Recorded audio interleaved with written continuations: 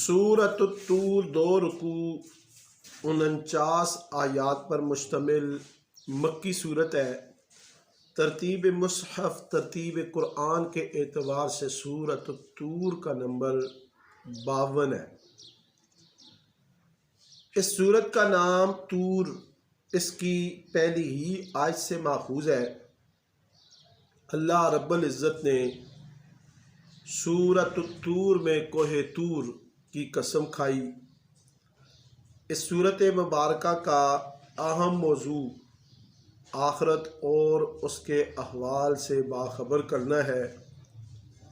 خصوصاً سرداران قریش کو یہ متنبع کیا گیا کہ وہ اپنا رویہ بدلیں ورنہ ان کا انجام برا عبرتناک ہوگا۔ سب سے پہلے اللہ رب العزت نے فرمایا وَالطُّورِ وَكِتَابٍ مَّسْطُورٍ فِي رَقٍّ مَّنشُورٍ وَالْبَيْتِ الْمَعْمُورِ۔ اللہ رب العزت نے کوہ طور، کتاب سماوی، بیت معمور، آسمانوں اور لبریز سمندر کی شہادت پیش کر کے فرمایا جس عذاب سے کفار کو ڈرایا جا رہا ہے وہ ضرور آ کر رہے گا۔ جس دن آسمان بہت بری طرح سے ڈگمگائے گا، پہاڑ اڑیں گے، وہ دن قیامت کا دن جھٹلانے والوں کے لیے بہت برا ہوگا۔ آج یہ حجت بازیاں کر کے قیامت کا انکار کرتے ہیں، اسی انکار کی وجہ سے انہیں جہنم میں دھکیلا جائے گا، اور دوسری جانب پرہیزگار جنہوں نے اللہ اس کے رسول قیامت پر ایمان لایا وہ خوشی اور عیش کر رہے ہوں گے۔ ان سے کہا جائے گا کہ اپنے نیک کاموں کی بدولت خوب خوش ہو کر سیر ہو کر کھاؤ اور پیو۔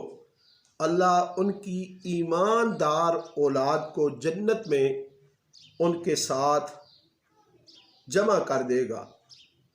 جنتی آپس میں ایک دوسرے سے باتیں کریں گے کہ ہم تو اپنے گھر میں بہت ڈرتے تھے اور ڈر ڈر کر ہم نے اپنی زندگی بسر کی، آج اللہ نے ہم پر احسان کیا کہ ہمیں خوف اور حزن سے بھی بے نیاز کر دیا اور ہمیں دوزخ سے بچا کر جنت جیسی عظیم نعمتوں کی جگہ کا مستحق بنا دیا۔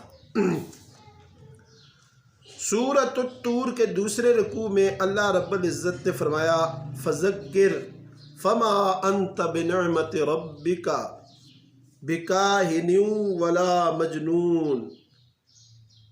حضور نبی کریم صلی اللہ علیہ وسلم کو اللہ رب العزت نے مخاطب کر کے فرمایا کہ حبیب آپ نہ کاہن ہیں، نہ دیوانے ہیں اور نہ ہی شاعر ہیں۔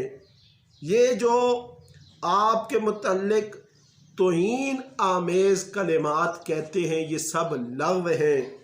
یہ کہتے ہیں کہ آپ نے قرآن خود گاڑ لیا ہے۔ اگر یہ اپنے کہنے میں سچے ہیں تو اس کلام کے مقابلے کا کلام تیار کر لائیں۔ کیا یہ لوگ اپنی تخلیق میں غور نہیں کرتے؟